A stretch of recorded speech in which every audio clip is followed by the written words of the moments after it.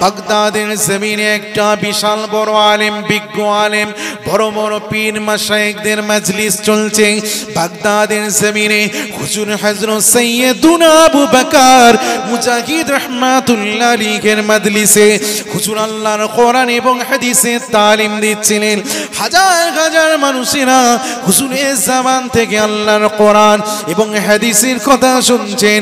এই সময় দেখা যায় ওই জামানার একজন পাগল রাসূলুল্লাহর আশিক বড় আল্লাহর বুজুর্গ, তার নাম সাইয়্যিদুনা আবু বকর সিবলি রাহমাতুল্লাহ আলাইহি, ওই মাজমাতে যখন হাজির হলেন সঙ্গে সঙ্গে বাগদাদের বড় আলেম, বড় মুহাদ্দিস, প্রসিদ্ধ আলেম হুজুর হযরত সাইয়্যিদুনা আবু বকর মুজাহিদ রাহমাতুল্লাহ আলাইহি হুজুর উঠে দাঁড়িয়ে পড়ে আবু বকর সিবলির পেশানি মুবারকে চুম্বন খাচ্ছেন আর বুকে ঝরিয়ে ধরলেন আর নিজের পাশে ডান দিকে সসম্মানে বসালেন। এই দৃশ্যটা যখন দেখলেন ওই আলেমের বড় বড় ছাত্ররা, বিজ্ঞ আলেমের ওই আল্লাহর ওলি ইমাম মুজাহিদ রাহমাতুল্লাহ আলাইহি হুজুরের ছাত্ররা মুরিদরা বলল, ও আমাদের শেখ, আমাদের পীর, হুজুর এটা কি এমন হলো? এতদিন তো আপনি তাকে পাগল বলে ডাকতেন আর আমরাও তো তাকে পাগল মনে করতাম, কেন সে বড় মাজুব ছিল, রাসূলুল্লাহর আশিক ছিল, দেওয়ানা হয়েছিল। ও আল্লাহর ওলি, ও জামানার বড় মুহাদ্দিস, হুজুর আজকে আপনি কেন তাকে চুম্বন দিলেন এবং বুকে জড়িয়ে ধরলেন?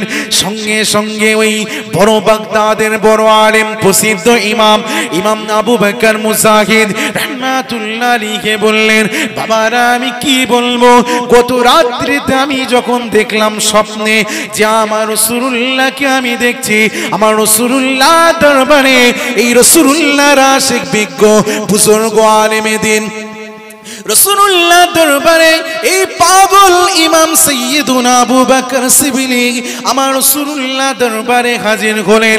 আর রাসূলুল্লাহ সঙ্গে সঙ্গে দাঁড়িয়ে পড়ে এই দিওয়ানা রাসূলুল্লাহর আশিকের কপালে আমার নবী পাক চুম্বন দিলেন এবং তার ডান দিকে বসিয়ে রাখলেন। আমার মুরিদরা কি বলবো, ওই দৃশ্যটা আমি দেখে এত খুশি হয়ে গিয়েছিলাম, আমি এত বড় তাজ্জুব হয়ে গিয়েছিলাম। আমি সঙ্গে সঙ্গে আমার রাসূলুল্লাহকে আমি জিজ্ঞাসা করলাম, ইয়া রাসূলুল্লাহ, আবু বকর সিবলি কি এমন আমল করেছে আপনি তাকে এত সম্মান দেখালেন এবং নিজের পবিত্র ডান পাশে হুজুর আপনি তারাকে বসালেন? ইয়া রাসূলুল্লাহ, হুজুর আপনি বলেন কি এমন সে আমল করে? সঙ্গে সঙ্গে আমার রাসূলুল্লাহ জবাব দিচ্ছেন, এ বাগদাদের আলেম, প্রসিদ্ধ বিজ্ঞ আলেম আবু বকর মুজাহিদ, শোনো শোনো শোনো, আমি রাসূলুল্লাহ জানিয়ে দিলাম, আমার এই দিওয়ানা রাসূলুল্লাহ বলছেন আমার আশিক, আল্লাহর বান্দা, এত বড় আমার আশিক, সে প্রতিদিন নামাজের শেষে আমি রাসূলুল্লাহ, আমার শানে আল্লাহর কোরআনের একটা আয়াত আছে, লাকাদ জাআকুম রাসূলুম মিন আনফুসিকুম আলাইহি আজিজুন আলাইহি মা আনিতুম হারিস। আল্লাহ নবী বলছেন এই যে আয়াতটা আমার পাগল, আমার দেওয়ানা সর্বদাই নামাজের পরে আমি রাসূলুল্লাহ আমাকে স্মরণ করে তেলাওয়াত করে এবং তারপরে আমি রাসূলুল্লাহ আমার উপরে দরুদ এবং সালাম পড়ে, তাই আমি রাসূলুল্লাহ খুশি হয়ে গিয়েছি, তাই তার কপালে পেশানিতে আমি রাসূলুল্লাহ চুম্বন দিয়ে তাকে আমার ডান দিকে আমি রাসূলুল্লাহ বসিয়ে দিয়েছি। আরো জোরে হবে না? আরো জোরে হবে? ওই যে একটা আমল, আমি রাসূল আমাকে বহুত খুশি করিয়ে দিয়েছে, আমি বড় রাজি হয়ে গেছি তার উপরে, তাই এই ব্যবহারটা ওই জন্য আমি রাসূল তার জন্য করলাম। বলি এই বিজ্ঞ আলেম বলছেন, এইটা যখন আমি স্বপ্নে দেখলাম, তাই আজকে যখন আমার দরবারে এসে হাজির হয়েছে, আমিও থাকতে পারিনি, রাসূলুল্লাহ যেভাবে করেছেন আমিও তাকে সেইভাবে সম্মান করলাম। জোরে বলুন। তাহলে রাসূলুল্লাহর উপরে দরুদ এবং সালাম, নবীর প্রতি মহাব্বতের তাসির এমন, রাসূলুল্লাহ তার উপরে খুশি হয়ে গেছেন। জোরে বলুন। কি রকম একই তো বলে দেওয়ানা, এরাই হলো প্রকৃত সচ্চা আল্লাহর প্রেমিক, আল্লাহর নৈকট্যশীল বান্দা। যেখানে রাসূলুল্লাহর প্রেম নাই, মোহাব্বত নাই, ওই আমলেও আপনি মজা পাবেন। কেন প্রত্যেকটা ইবাদতে রাসূলুল্লাহর সিস্টেম ফলো করতে হয়। মসজিদে ঢুকবেন, ডান পাটা আগে ঢুকাচ্ছেন, তরিকা কার? নবী পাকের। নিয়ত বাঁধছেন নামাজে, তরিকা কার? রাসূলুল্লাহর। মসজিদ থেকে বার হচ্ছেন, তরিকা বাম পা আগে প্রবেশ করছেন, বার করছেন, তরিকা রাসূলুল্লাহর। জুতো পরিধান করছেন, ডান পাটা আগে দিচ্ছেন, তরিকাটা কার? রাসূলুল্লাহর। পানি পান করছেন ডান হাত দিয়ে, তরিকা কার? রাসূলুল্লাহ। সব জায়গায় আমার নবীকে ফলো করতে হয়। প্রত্যেক ইবাদতের প্রথমে রাসূলুল্লাহ সিস্টেম ফলো করতে হয়। এমন কোন ইবাদত নেই যেখানে আমার নবীর সিস্টেম ফলো করতে হয় না। যে ইবাদতে রাসূলুল্লাহ তরিকা নাই, ওই ইবাদতটা ইবাদতই নয়। যে ইবাদতে রাসূলুল্লাহ তরিকা আছে, ওই ইবাদতটাই হলো আমার আল্লাহর ইবাদত। জোরে বলুন না সুবহানাল্লাহ। সেই নবীর আমরা উম্মত হয়েছি। নিজেকে চিনুন, ভুলে যাবেন না কোন শিক্ষা আপনি পেয়েছেন। আজকে এই এলাকার, এই মহল্লার বলুন, বাংলার জমিনে অনেকে আছেন, সবাই তো অধিকাংশ সব ফুরফুরার পীর আবু বকর সিদ্দিকী দাদা হুজুর কেবলার মুরিদ মতিকার, ঠিক না বেটি? আপনি একবারও ভেবেছেন, কখনো ভেবেছেন যে দ্বীন ইসলাম আপনি কিভাবে পেলেন? নবী পাক থেকে যে ইসলাম শুরু হয়েছে আর এই পর্যন্ত, এই টোটাল সিরিয়ালে কিন্তু কোনো গ্যাপ নাই। কেমন ভাবে জানেন? আমার রাসূলুল্লাহ সাহাবাদের শিক্ষা দিচ্ছেন, শরীয়ত, তরিকত, মারিফাত, জাহিরি, বাতিনি, ইলমে তাসাউফ, ইলমুল আখলাক এবং জাহিরি ইলমে শিক্ষা দিচ্ছেন। সাহাবারা সবাই রাসূলুল্লাহর কাছে স্যালেন্ডার হয়ে বায়াত নিলেন। রাসূলুল্লাহর হাত সাহাবাদের হাতের উপরে, যে হাতটা রাসূলুল্লাহ সাহাবার উপরে পড়েছে, সঙ্গে সঙ্গে আল্লাহ ওহী নাজিল করছেন, এই ঈমানদারগণ, এই আমার হাবিব, ওইখানে শুধু আপনার হাত ছিল না, বরং ওইখানে আমি আল্লাহ, আমারও হাত ছিল। এই যে বায়াত, মুরিদ, সাহাবারা বায়াত নিলেন, লিয়ে রাসূলুল্লাহ থেকে শিক্ষা দিচ্ছেন, দ্বীনের শিক্ষা, মারিফাতের শিক্ষা, তাসাউফের শিক্ষা। ওই সাহাবাদের মধ্যে হযরতে আলী রাদিয়াল্লাহু তাআলা আনহু, মারিফাতের সম্রাট, তিনিও বায়াত নিলেন রাসূলুল্লাহর হাত থেকে। তার রাসূলুল্লাহর মুরিদ সাহাবারা, হযরতে আলী রাসূলুল্লাহর মুরিদ। দেখেন, খেয়াল করবেন, হযরতে আলীর হাতে মুরিদ হচ্ছেন কে? হুজুর হযরত হাসান বসরি রহমাতুল্লাহ আলাইহি। তানার মুরিদ খাজা আব্দুল ওয়াহিদ বিন জায়েদ রহমাতুল্লাহ আলাইহি। তানার মুরিদ ফুজাইল বিন আয়াজ রহমাতুল্লাহ আলাইহি। তানার মুরিদ হুজুর হযরত ইব্রাহিম বিন আদহাম রহমাতুল্লাহ আলাইহি। তানার মুরিদ হুজুর হযরত আমিনউদ্দিন বসরি হুজাইফা মারআসি রহমাতুল্লাহ আলাইহি। তানার মুরিদ আমিনউদ্দিন বসরি রহমাতুল্লাহ আলাইহি। তানার মুরিদ হুজুর হযরত আবু ইসহাক উলুবুদ্দিন ওয়ারি রহমাতুল্লাহ আলাইহি। তানার মুরিদ আবু ইসহাক সামি রহমাতুল্লাহ আলাইহি। তানার মুরিদ আবু আহমদ আব্দুল চিস্তি রহমাতুল্লাহ আলাইহি। তানার মুরিদ আবু মুহাম্মদ চিস্তি রহমাতুল্লাহ আলাইহি। তানার মুরিদ নাসিরউদ্দিন আবু ইউসুফ চিস্তি রহমাতুল্লাহ আলাইহি। তানার মুরিদ কুতুবউদ্দিন মওদুদ চিস্তি রহমাতুল্লাহ আলাইহি। তানার মুরিদ হাজি শরীফ চিন্দানি রহমাতুল্লাহ আলাইহি। তানার মুরিদ হুজুর হযরত উসমান হারুনি রহমাতুল্লাহ আলাইহি। তানার মুরিদ সুলতানুল হিন্দ খাজা খাজগান মুঈনুদ্দিন চিস্তি আজমিরি রহমাতুল্লাহ আলাইহি। তানার মুরিদ খাজা কুতুবউদ্দিন বখতিয়ার কাকি রহমাতুল্লাহ আলাইহি। তানার মুরিদ হুজুর হযরত ফরিদউদ্দিন মাসউদ গঞ্জ শকর রহমাতুল্লাহ আলাইহি। তানার মুরিদ মাহবুবে ইলাহি নিজামউদ্দিন আউলিয়া রহমাতুল্লাহ আলাইহি। তানার মুরিদ নাসিরউদ্দিন রওশন চিরাগ দেহলভী রহমাতুল্লাহ আলাইহি।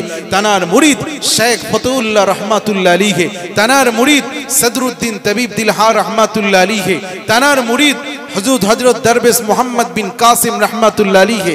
তানার মুরিদ রুকুনুদ্দিন গঙ্গুহি রহমাতুল্লাহ আলাইহি। তানার মুরিদ আব্দুল কুদ্দুস গঙ্গুহি রহমাতুল্লাহ আলাইহি। তানার মুরিদ আব্দুল আহাদ সিরহিন্দি ফারুকি রহমাতুল্লাহ আলাইহি। তানার মুরিদ মুজাদ্দিদ আল ফিসানি আহমদ সিরহিন্দি ফারুকি রহমাতুল্লাহ আলাইহি। তানার মুরিদ সৈয়দ আদম বিন নূরি রহমাতুল্লাহ আলাইহি। তানার মুরিদ সৈয়দ আব্দুল্লাহ আকবর আবাদি রহমাতুল্লাহ আলাইহি। তানার মুরিদ আব্দুর রহিম মুহাদ্দিস দেহলভী রহমাতুল্লাহ আলাইহি। তানার মুরিদ ওলিউল্লাহ মুহাদ্দিস দেহলভী রহমাতুল্লাহ আলাইহি। তানার মুরিদ আব্দুল আজিজ মুহাদ্দিস দেহলভী রহমাতুল্লাহ আলাইহি, তানার মুরিদ সৈয়দ আহমদ বেরলভী রহমাতুল্লাহ আলাইহি, তানার মুরিদ সুফি নূর মোহাম্মদ নিজামপুরি রহমাতুল্লাহ আলাইহি, তানার মুরিদ সুফি ফতে আলী ওয়াইসি রহমাতুল্লাহ আলাইহি, তানার মুরিদ মুজাদ্দিদে জামান পীর আবু বকর সিদ্দিকী ফুরফুরাবি রহমাতুল্লাহ। এইভাবে শিক্ষা, দিন ইসলামের শিক্ষা এসেছে। ফুরফুরা নতুন সিলসিলা নয়, এটাই হলো প্রাচীন সিলসিলা। ফুরফুরা সিলসিলা ওটাই যেটা খাজা গরিব নওয়াজের সিলসিলা, এই সিলসিলা ওটাই বড় পীর আব্দুল কাদের জিলানী সিলসিলা, এই সিলসিলা হযরতে আলীর সিলসিলা, এটাই হলো রাসূলুল্লাহ দ্বীনের সিলসিলা। জোরে বল। আগে নিজেকে চেনো। এই যে পুরো চেন, এর মধ্যে কোনো গ্যাপ নেই, কোনো শূন্যস্থান বলে কিছু নেই, একদম পরস্পর রাসূলুল্লাহ থেকে দ্বীন ইসলাম একের পর এক আস্তে আস্তে আজকে আমাদের হাতে এসে পৌঁছেছে। কথা বুঝলেন? এই হাতটার অনেক দাম আছে। একবার চিন্তা করুন, রাসূলুল্লাহ যখন মুরিদ করছেন সাহাবাদের, নবী পাকের পবিত্র হাতের স্পর্শ সাহাবাদের হাতে, সেই হাত তাবিন হুজুরদের হাতে, সেই হাত, হাতের পর হাত রাসূলুল্লাহর হাতের ছোঁয়া স্থানান্তরিত হতে হতে হতে হতে আজকে আপনার আমার হাতে সে পৌঁছেছে। জোরে বলুন, কত বড় নসিব। হাতকে সালামত রাখুন, এই হাতকে ভালো কাজে ব্যবহার করুন। এমন একটা সিলসিলায় তরিকার মুরিদ আমরা, যে সিলসিলাটা স্বয়ং রাসূলুল্লাহ পর্যন্ত পৌঁছে গেছে। জোরে বলুন না সুবহানাল্লাহ। এ আমার দুনিয়া জমিনের মানুষ, এ রাসূলুল্লাহ দিওয়ানারা,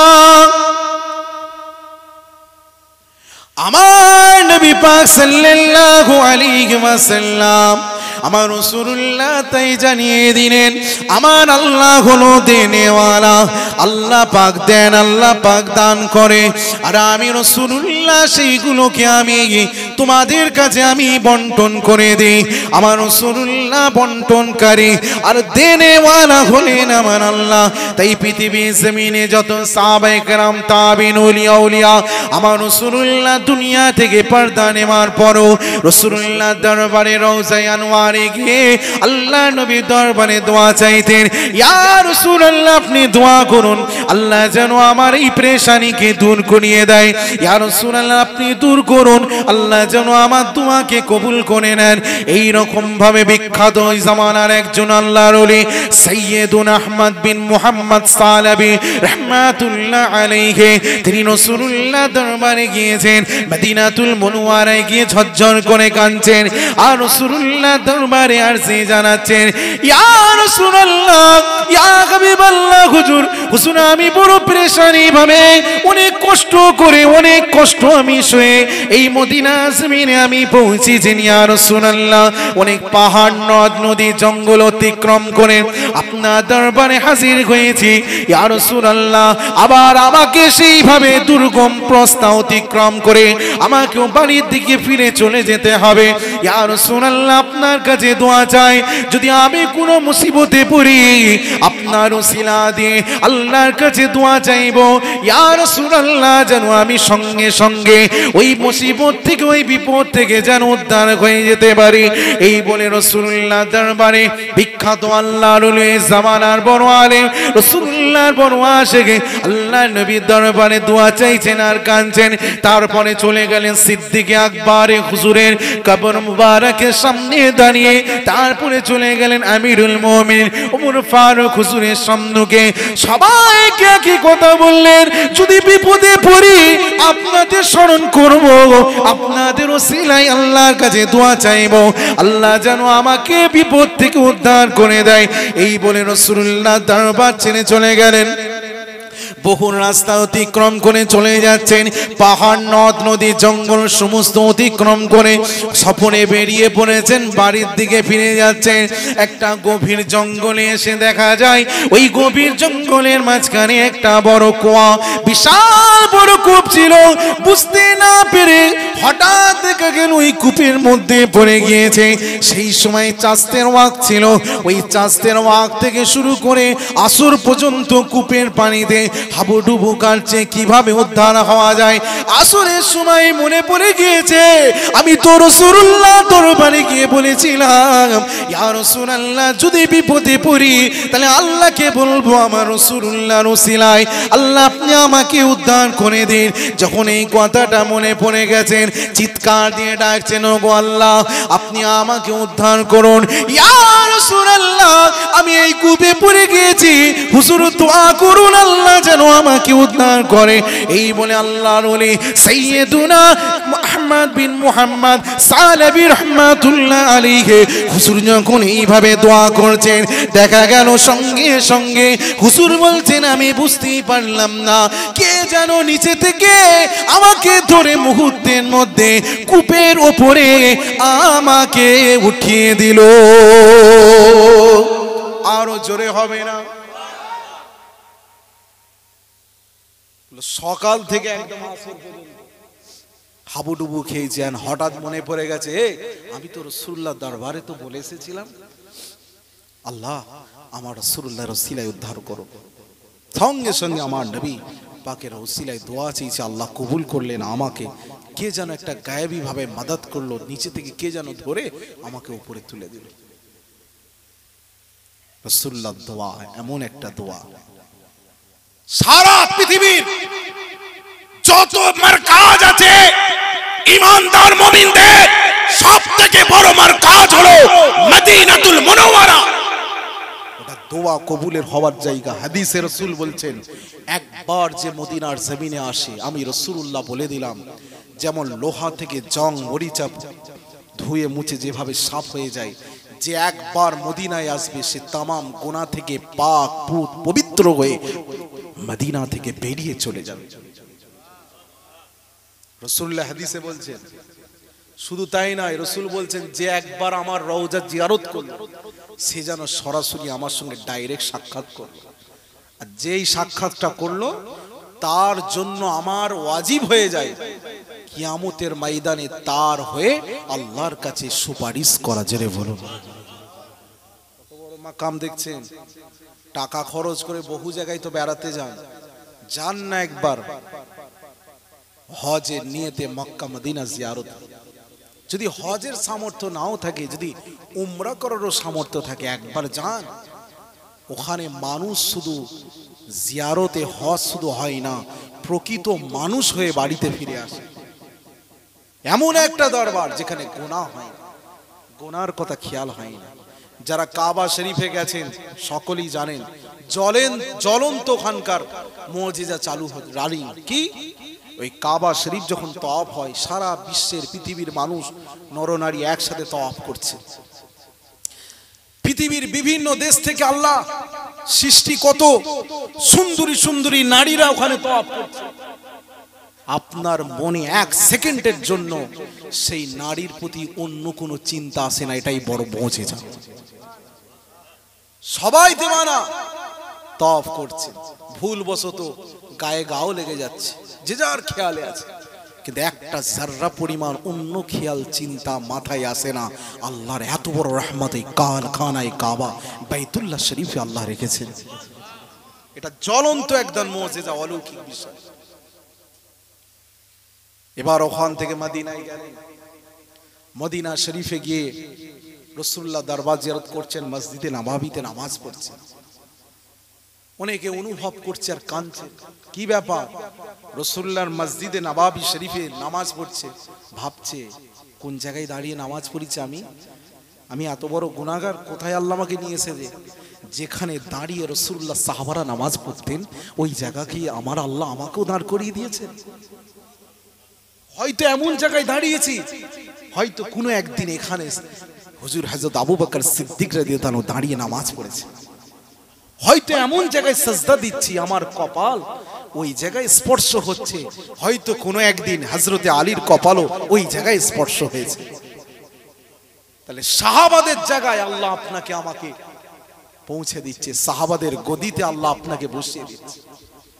আরো কত খুশনসিব জানেন, যখন রওজায়ে শরীফে যাচ্ছেন, রিয়াজুল জান্নাত, জান্নাতের অংশ যেটা আছে, কোন জায়গা দিয়ে ঢুকছেন? বাবে জিবরিল।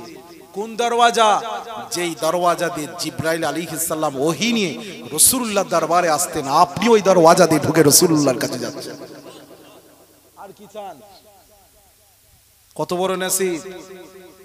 দাঁড়িয়ে কাঁদছেন মানুষ, নামাজ পড়ছে কাঁদছে। কেন?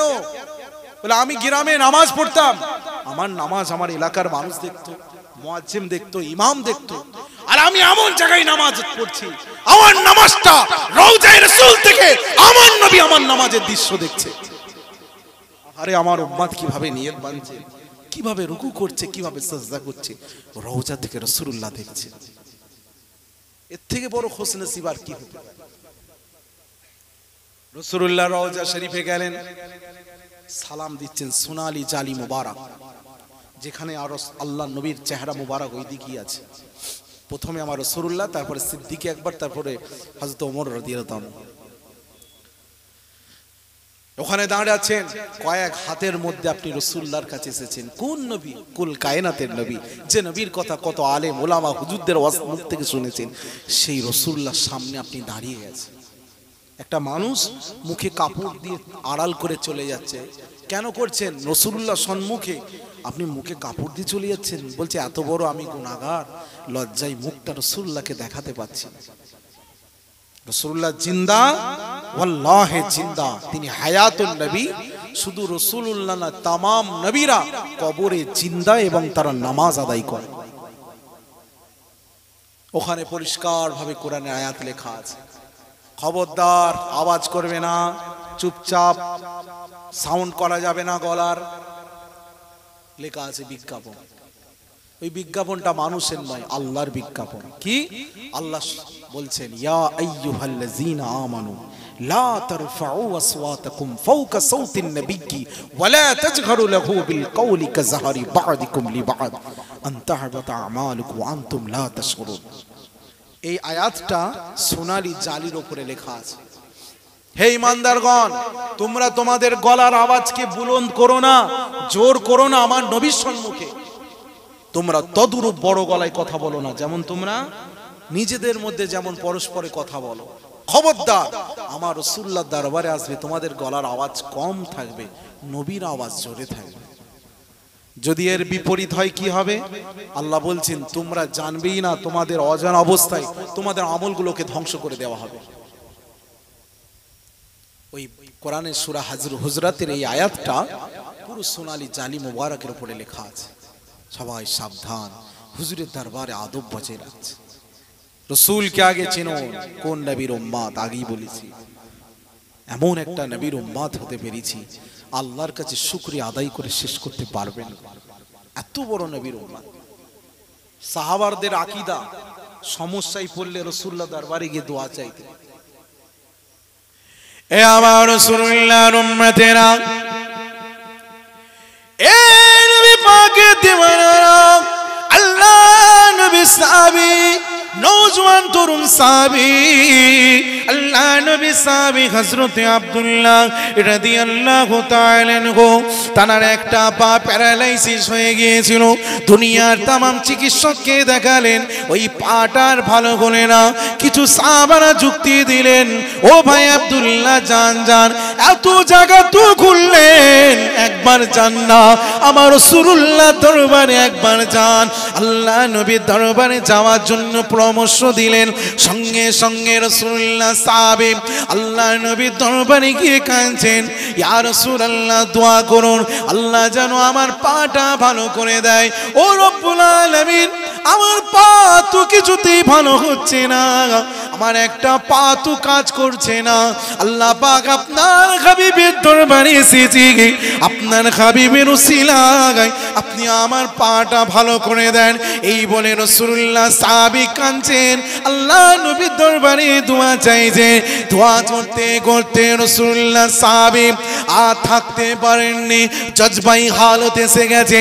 আসার পরে রাসূলুল্লাহ সাহাবী চিৎকার দিয়ে ইয়া রাসূলুল্লাহ বলে চিৎকার দিয়ে উঠেছে। সঙ্গে সঙ্গে দেখা গেল হযরত আব্দুল্লাহ রাদিয়াল্লাহু তাআলা আনহু রাসূলুল্লাহ সাহাবীর ওই পাটা আল্লাহ মুহূর্তের মধ্যে ভালো করে দিয়েছে। আরো জোরে হবে না? কোথায় দোয়া চাইলেন? রাসূলুল্লাহ দরবারে কাঁদছেন, কাঁদতে কাঁদতে চিক মেরে উঠেছে। সঙ্গে সঙ্গে পা ভার, সবাই রাসূলুল্লাহ দরবারে এইভাবে দোয়া চাইতেন। আমার রাসূলুল্লাহ দরবারে যদি দোয়া চাই, সারা পৃথিবীর সব থেকে বড় দরবার। আপনিও যদি আল্লাহ আপনাদের নসিব করো, যারা যায়নি আল্লাহ মদিনাতুল মুনওয়ারায় জিয়ারতের নসিব করো। দুনিয়া জমিনে মনের কষ্ট দুঃখ কাউকে আপনি বলতে পারেন না, জান না রাসূলুল্লাহ দরবারে মনের কষ্ট ব্যথা আপনি সব রাসূলুল্লাহকে শোনান। যদি রাসূলুল্লাহ খুশি হয়ে যায়, রাসূল যাতে রাজি, আল্লাহ তাতে রাজি হয়ে যাবে। সব মনের কষ্ট শোনান। এই আকীদা সাহাবাদের, এই আকীদা তাবিঈনদের, রাসূলুল্লাহ সাহাবাদের পরে কে? আমাদের সকলের ইমাম আবু হানিফা রাহমাতুল্লাহ আলাইহি। তিনি রাসূলুল্লাহর মদিনাতুল মুনওয়ারায় ইমাম আবু হানিফা হুজুর ঝরঝর করে কাঁদছেন। ইয়া রাসূলুল্লাহ, আমি গুনাহগার নুমান বিন সাবিত আবু হানিফা এসেছি। ইয়া রাসূলুল্লাহ, ওই কঠিন মাসের ময়দানে, কঠিন দিনে আমার কপালে কি আছে আমি জানি না, আমার ভাগ্যে কি আছে জানি না। আল্লাহ পাক আমার সঙ্গে কি ব্যবহার করবেন কি আমি জানি না। ইয়া রাসূলুল্লাহ, ওই কঠিন মাসের ময়দানে হুজুর আপনি আমাকে ভুলে যাবেন না। আমি নুমান বিন সাবিত ইমাম আবু হানিফাকে আপনি আপনার ছায়া তলে আপনি আমাকে রেখে দেবেন। ইয়া রাসূলুল্লাহ, আমি আপনার কাছে আশ্রয় চাই, আপনি আপনার ওসিলায় আল্লাহ দরবারে নাজাতের কামনা চাই। এই বলে ইমাম আবু হানিফা মদিনায় কাঁদছে, খানায় কাবায় গিয়ে কাঁদছে, কাবা শরীফের গেলাপ ধরে। কি কাঁদছেন? আল্লাহ আমি গুনাহগার, আমার ঠিকানা জাহান্নাম 100%। কিন্তু যখন জাহান্নামে দেবেন, কত বড় আশিক দেখেন, আমার রাসূল না জানতে পারে, নবীকে না জানিয়ে আমাকে জাহান্নামে ফেলে দেন, আমি খুশি হয়ে যাব। কেন রাসূল জেনে যাবে ইমাম আবু হানিফা জাহান্নামে গেছে, এই অপমান আমি বরদাস্ত করতে পারবো না। আল্লাহ তার থেকে ভালো নবীকে না জানিয়ে জাহান্নামে দিয়ে দেন, আমি খুশি হব। কেন? আমি তো জানি আমি গুনাহগার, যা আমার আমলনামার যা অবস্থা, নিশ্চিত আমি জাহান্নামে। খানায় কাবার গেলাপ ধরে কাঁদছে, গায়েবী চিরকুট কাগজ এসে হুজুরের হাতে এসে পড়েছে, উড়ে উড়ে এসে খুলেছেন, আরবিতে লেখা হয়ে গেছে, গায়েবী লেখা। কি লেখা? এ আমার বান্দা নুমান বিন সাবিত, তুমি কেঁদো না, আমি তো আল্লাহ তোমাকে জাহান্নামে দেবো না, তুমি তো আমার জান্নাতি বান্দা। দেখছেন, সব কিন্তু রাসূলুল্লাহর ওসিলায়, নবীর দোয়ার বরকতে সবকিছু। নামাজ পড়বো, নবী আবার কি জিনিস, ওসিলা আবার কি জিনিস, ডাইরেক্ট রাসূলুল্লাহ, ডাইরেক্ট আল্লাহ। অত সহজ। আল্লাহ পৃথিবীতে যা দিয়েছেন রাসূলুল্লাহকে ভায়া করে, আর আপনি বলছেন আমি ভায়া ছাড়া আল্লাহর কাছে ডাইরেক্ট চাইব, হবে না। আল্লাহ কোরআনে তো পরিষ্কার বলে দিয়েছে যে ঈমানদারগণ, তোমরা রাসূলের আনুগত্য করো, আমি আল্লাহ আমাকে ভালোবাসতে হবে না, তোমরা রাসূলুল্লাহর অনুসরণ করো, আমি আল্লাহ ঘুরিয়ে তোমাদের মহব্বত করব। জোরে বলেন, যাও আমার নবীর দরবারে আগে যাও, রাসূলুল্লাহর ইতাআত করো, রাসূলুল্লাহর অনুসরণ করো, নবীর ইত্তেবা করো। দরুদ শরীফ আল্লাহুম্মা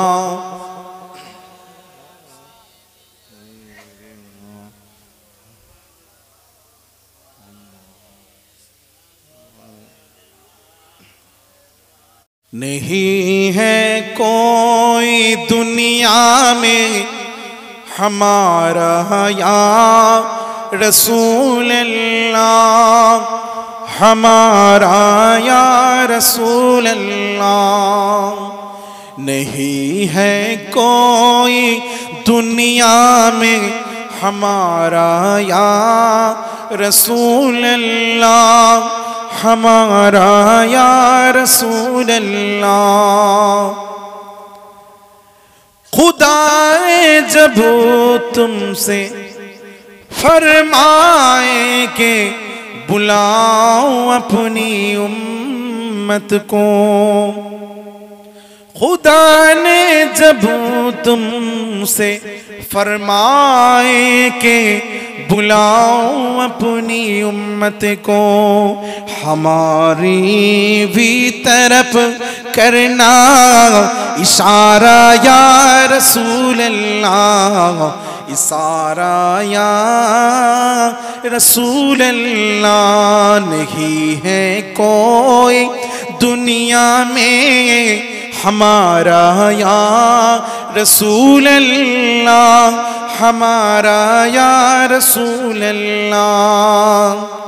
तड़पता है दिल मेरे, तरसती है आंखें, तड़पता है दिल मेरा, तरसती है आंखें। अब मदीने में बुला लो ना दोबारा या रसूल अल्लाह, दोबारा या रसूल अल्लाह। नहीं है कोई दुनिया में हमारा या रसूल अल्लाह। अल्लाहुम्मा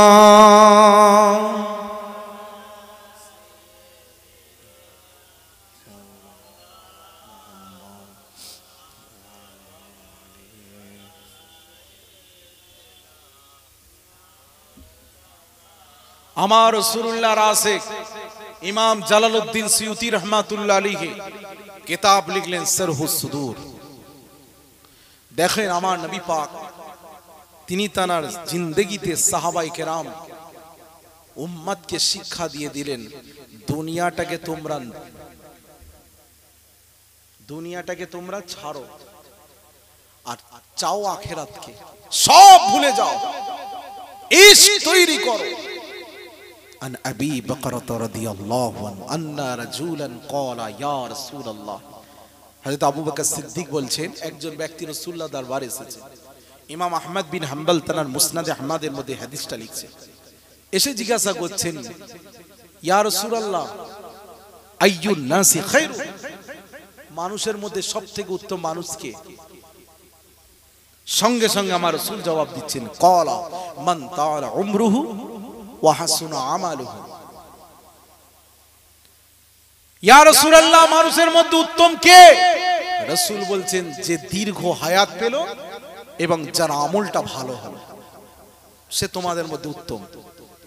সঙ্গে সঙ্গে সাহাবী আবার জিজ্ঞাসা করছেন ক্বালা ফাআইয়ুন নাসি শাররুন, ইয়া রাসূলুল্লাহ তাহলে আমাদের মধ্যে নিকৃষ্ট কে, মানুষের মধ্যে খারাপ কে?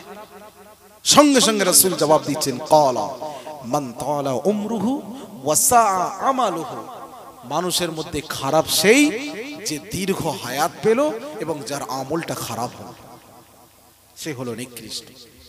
শুধু তাই না, রাসূলুল্লাহ শিক্ষা দিচ্ছেন যে দুনিয়াটা কেমন মনে করবে তোমরা, কুন ফিদ দুনিয়া কাআন্নাকা গরীবুন, বুখারীর হাদিস, কুন ফিদ দুনিয়া কাআন্নাকা গরীবুন আও আবিদুস সাবিল, দুনিয়াটা তুমি ওই রূপ মনে করো যেন মনে করবে এখানে তুমি মুসাফির আর অচেনা ব্যক্তি, তাহলে আল্লাহর দরবারে নাজাত পাবে। জোরে বলুন না সুবহানাল্লাহ, আরো জোরে হবে না সুবহানাল্লাহ, আরো জোরে হবে না সুবহানাল্লাহ।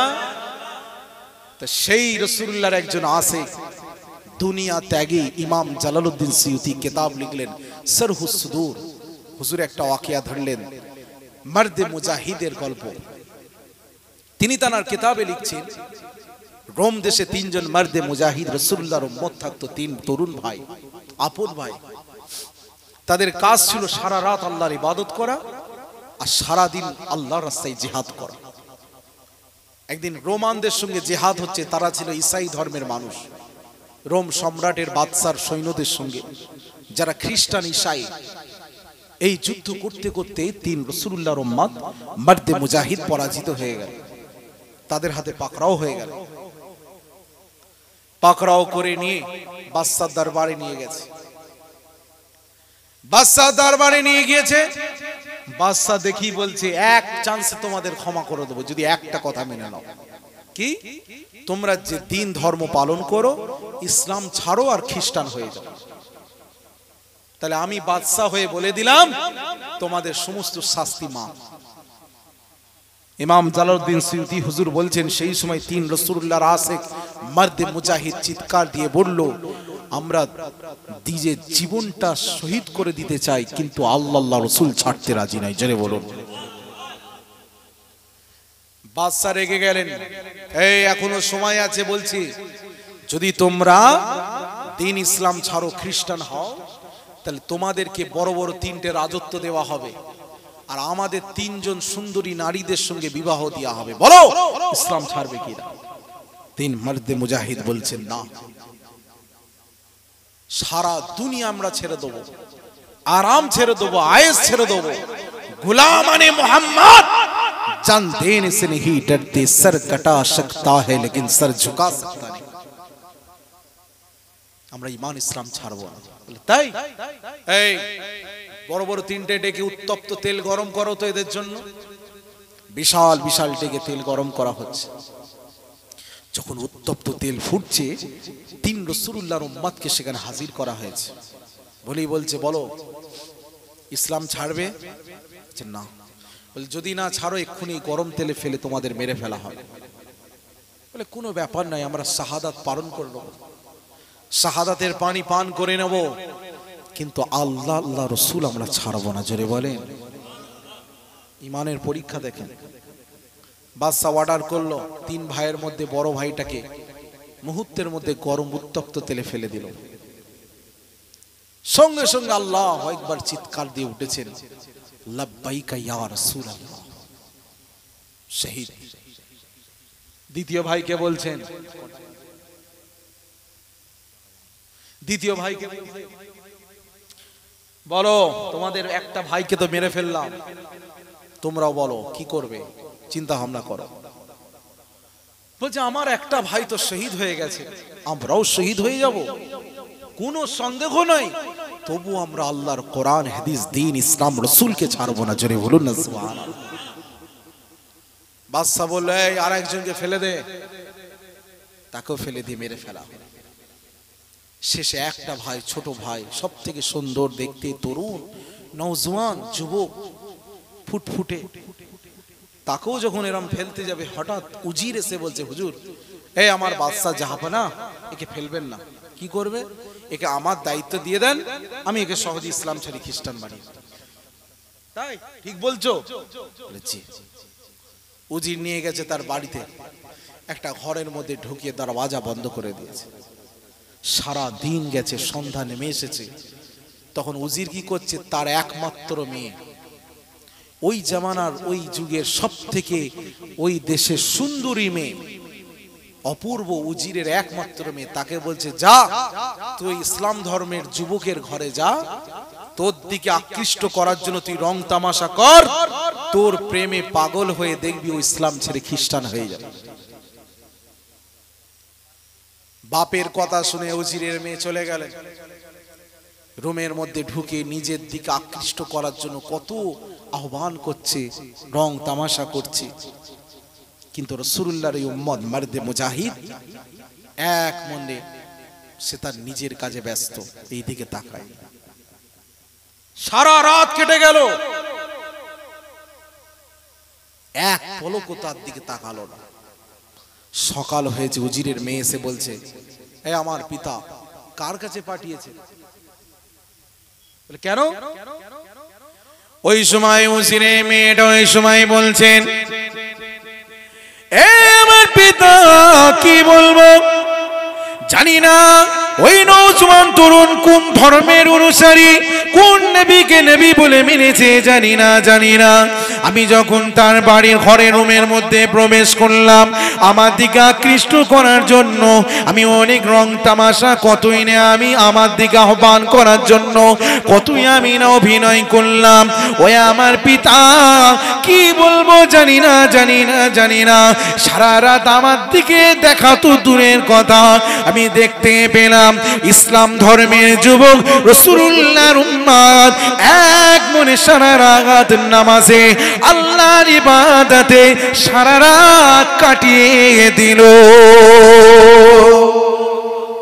এই আমার পিতা, আমার আব্বা, আমি আজ যাব না কেননা সে এমন কি মোহাব্বত করেছে, কি নবীকে মোহাব্বত করেছে, কি দিনকে সে গ্রহণ করেছে যে তার সেই মোহাব্বতের কাছে আমার কোনো সৌন্দর্য টিকতে পারছে না, আমার কোনো জৌলস তার কাছে প্রভাব বিস্তার করতে পারছে না। আমার পিতা, আমি আর যাব না, আপনি আমাকে যতই বলেন না কেন আমি ওই রুমে আমি আর যাব না। সঙ্গে সঙ্গে উজিরের মেয়ে উজির কি বলছেন জানেন? এই একদিন গিয়ে হয়ে গেল, হ্যাঁ একদিন গিয়ে হয়ে গেল, তুই প্রতিদিন যেতে থাক, দেখবি একদিন তোর চক্রে পড়বে। পরের দিন যাচ্ছে, একই অবস্থা। যুবক আল্লাহর ইবাদতে মশগুলে ব্যস্ত, ইবাদতে ব্যস্ত। তারপরের দিন যাচ্ছে আবার ইবাদতে ব্যস্ত। এই রকম ভাবে একদিন নয়, দুদিন নয়, 40টা রাত কেটে গেল। এই রাসূলুল্লাহর উম্মতেরা 40টা রাত যখন কেটে গেল, উজিরের মেয়ে আর থাকতে পারলো না। সে কোন ধর্মের অনুসারী? নিশ্চয় তার ধর্ম হলো সঠিক, সে সঠিক নবীকে মেনেছে। এই বলে উজিরের মেয়ে থাকতে না পেরে ইমানি কালমা পড়ে মুসলমান হয়ে গেল, কালেমা পড়ে নিয়েছে। পরি বলছে, আমি তো ইসলাম কবুল করে নিয়েছি, চলো বেরিয়ে যাই, না হলে আমাদের সকালে যদি জানতে পারে দুজন কি শেষ করে দেবে। উজিরের মেয়ে তার বাপের ঘোড়ার আস্তাবল থেকে দুটো তরুতাজা ঘোড়া এনেছে। রাতের অন্ধকারে দুজন দরবার ছেড়ে বেরিয়ে চলে যাচ্ছে। সারা রাত গেছে, সকাল হয়েছে, বেলা হয়েছে, দুজন ক্লান্ত। সূর্যালোক, সূর্য বেরিয়ে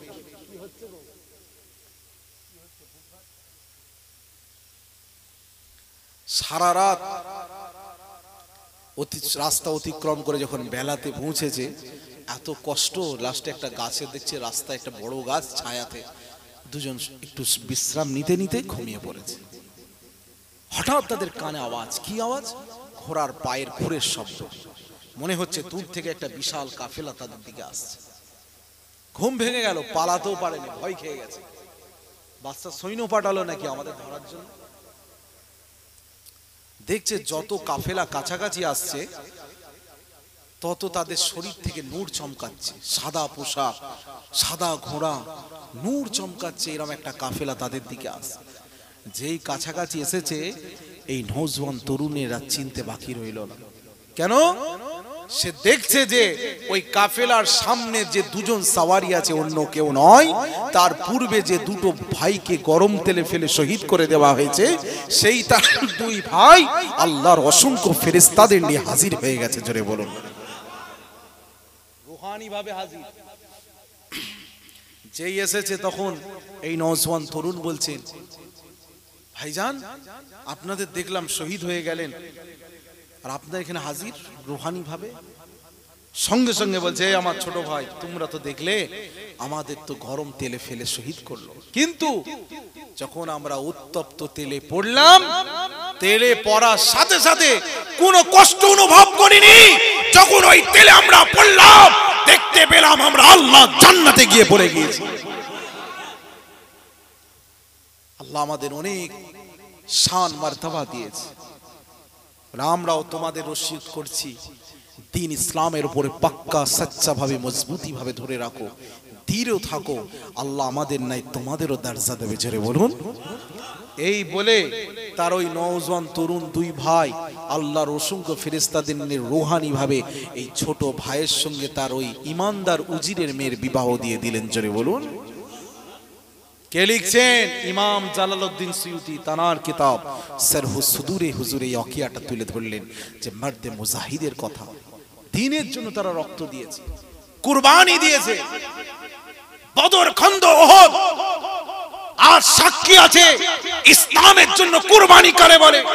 তাই তাই তো ইমাম বুখারী তানার কিতাবে তিনি লিখছেন যে বদরিন সাহাবা যারা বদরের ময়দানে জিহাদ করেছেন ওই সাহাবাদের মতো ওই রকম পাক্কা ঈমানদার যদি এই জামানায় একজনও থাকে তার সাহায্যের জন্য আল্লাহ আসমান থেকে ফেরেশতা পাঠিয়ে দেবে। এত তাদের ঈমান মজবুত। কাদের? যারা বদরের ময়দানে জিহাদ করেছে। মুসলমান সব মেনে নেওয়া যাবে, আল্লাহ রাসূলের বিরুদ্ধচারণ কেউ করলে মানা যাবে না। আপনি আপনার জায়গার ক্ষমতা অনুযায়ী প্রতিবাদ করবেন। আমরা রাসূলুল্লাহর অবমাননা মানব না, কোরআনের অবমাননা মানব না, দ্বীনের অবমাননা মানব না, ধর্মের কোনো অবমাননা আমরা মানব না। কেন? এটা প্রতিবাদ করা আমাদের ঈমানি দায়িত্ব। জোরে বলেন না সুবহানাল্লাহ। ঠিক কিনা বলেন? আজ পৃথিবীর জমিনে সারা বিশ্বের ইতিহাস দেখুন, বর্তমান প্রেক্ষাপট সারা পৃথিবীর দেখুন, সারা পৃথিবীর সকলের মনে হচ্ছে দুশ্মন একটাই, সেটা হলো ইসলাম ও মুসলমান। সব জায়গায় এরা মার খাচ্ছে, সব জায়গায় কোরবানি দিচ্ছে, সব জায়গায় এরা অবহেলিত হচ্ছে। এরা দ্বীন ইসলামের জন্য রাসূলকে মেনে রাসূলুল্লাহর ফরমান অনুযায়ী, কোরআনের ফরমান অনুযায়ী দেশকে মোহাব্বত করে রক্ত দিয়ে বলিদান করার পরও তারও আসামির কাঠগড়ায়। এত কুরবানি দেওয়ার পরও রাসূলুল্লাহর উম্মতরা তারপরও বিশ্বের ইতিহাস তুলে ধরা হচ্ছে, কিছুই করেন এরা। এরা পৃথিবীতে থাকা মানে সব থেকে বড় অপরাধ। যেন মনে হয় মুসলমান ঘরে জন্ম নেওয়াটাই বড় অপরাধ। আল্লাহ আমাদের সাহায্য করুক, বলুন না আল্লাহু আমিন। আজ গাজা শেষ, ফিলিস্তিন অসহায়, সারা পৃথিবী দেখুন কি হচ্ছে। সব মেনে নেওয়া যাবে, কিন্তু ধর্মে পেটে খিদে আছে, খাওয়া দিয়ে উনি মেনে নেব, ক্ষুধার্ত আছে মেনে নেব, কিন্তু দ্বীনের উপরে আঘাত আমরা মানতে চাই না। আপনি আপনার জায়গা থেকে প্রতিবাদ করুন যতটা আপনার সামর্থ্য আছে। ঘৃণা করুন, অন্যায় অবিচারকে কখনো আপোষ করবেন না। আজ মসজিদে নামাজ পড়ছেন, আমাদের নামাজ মসজিদ, মাদ্রাসা, ইবাদতগাহ, খানকাহ, তালিমগাহ, কবরস্থান, যত দ্বীনি মারকাজ আছে সেই মারকাজগুলো আল্লাহ যেন সালামত রাখে, এই দোয়া চাইবে। এখন এমন এমন জিনিস চলছে, এমন আইন তৈরি হচ্ছে যে সবগুলো থাকবে, বডিটাই থাকবে, রুহু বলে কিছু থাকবে না, পায়ের তলা থেকে জমিন সরে যাচ্ছে। কতটা অবাক হন দেখেন। আপনার মুরব্বী, আপনার বাপ, আপনার দাদু, আপনার পূর্বপুরুষ আপনার জন্য রেখে গেছেন, দ্বীনের জন্য জান দান করে গেছেন, যেটা সাহাবায়ে কেরামরাও করতেন। রাসূলুল্লাহ একদিন মদিনা শরীফে বলছেন যে আল্লাহ পাক আমার কাছে ওহী দিয়ে জানিয়েছেন যে বান্দা আল্লাহর রাস্তায় খরচ করবে তত আল্লাহকে ঋণী বানানো হবে, আর আল্লাহ ওয়াদা করেছেন তিনি তার ঋণটা কিয়ামতের ময়দানে জান্নাত দিয়ে পরিশোধ করবেন। এই খবরটা যখন ছড়িয়ে গেল, ভাইরাল হয়ে গেল, একজন তরুণ সাহাবী দৌড়ে এসেছে রাসূলুল্লাহর দরবারে। ইয়া রাসূলুল্লাহ, হুজুর আপনি নাকি এরকম একটা খবর দিয়েছেন যে আমি আল্লাহর রাস্তায় যদি দান করি আল্লাহকে ঋণী বানানো হবে, আর এর ঋণটা আল্লাহ জান্নাত দিয়ে কিয়ামতে পরিশোধ করবে। বলে হ্যাঁ, কথাটা সত্য। সঙ্গে সঙ্গে সাহাবী বলছেন, ইয়া রাসূলুল্লাহ, আমার একটা খেজুরের বাগান আছে, যেই বাগানে 600টা খেজুরের গাছ আছে, গাছ ভর্তি ফল আছে, সেই জমিন, সেই বাগান, সেই গাছ সব আমি আল্লাহর রাস্তায় দান করে দিলাম। জোরে বলুন। সঙ্গে সঙ্গে রাসূলুল্লাহ দরবার থেকে ওই মুহূর্তে চলে আসার টাইম নেই, মুহূর্তের মধ্যে রাসূলুল্লাহ বলছেন, এই সাহাবী দাঁড়াও, আল্লাহ পাক খুশি হয়ে গেছে, জিবরিলকে আমার কাছে পাঠিয়ে দিয়েছে, তোমার দানটা আমার আল্লাহ এত পছন্দ করে নিয়েছে, এই রকম একটা বাগান জান্নাতে আল্লাহ তোমার নামে লিখে দিয়েছে। একে বলে ওয়াকফে লিল্লাহ, আল্লাহর রাস্তায় দান। কথা বুঝেছেন? একেই বলে ওয়াকফে লিল্লাহ, কি বলে ওয়াকফ, যেটা দানকৃত, আল্লাহর নামে দান করা হয়, আল্লাহর রাসূলের রাস্তায় দান করে দেওয়া হয়, সেটাই হলো ওয়াকফ।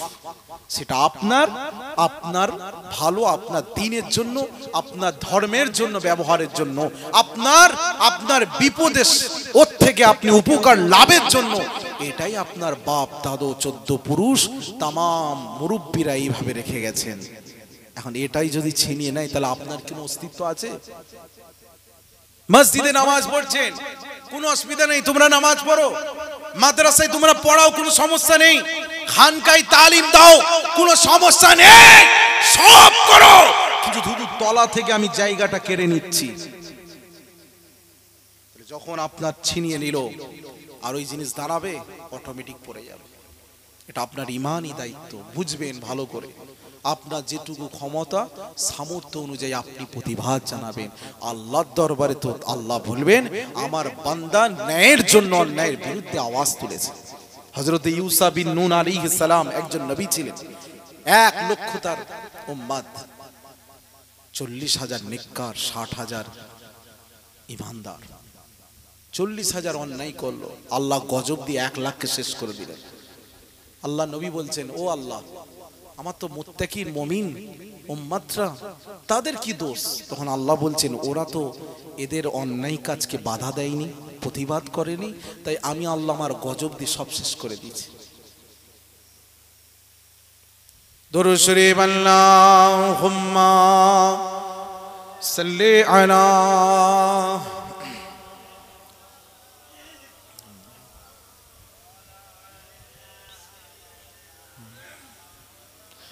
सबसे औला आला हमारा नबी, सबसे औला आला हमारा नबी, अपने मौला का प्यारा हमारा नबी, दोनों आलम का दुल्हा हमारा नबी। जोरे बोलूं ना सुभान अल्लाह, आरो जोरे होवे ना सुभान अल्लाह।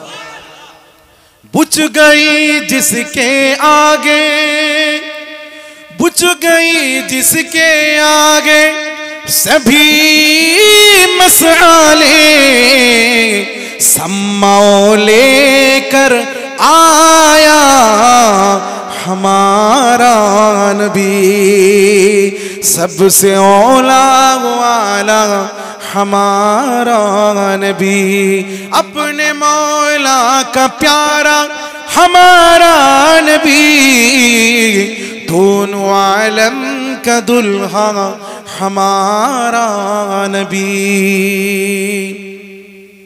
क्या खबर कितने तारे, क्या खबर कितने तारे खिले छुप गई, पर न डूबे ना डूबा हमारा नबी, सबसे औला वाला हमारा नबी, अपने मौला का प्यारा हमारा नबी, दोनों आलम का दुल्हा हमारा नबी।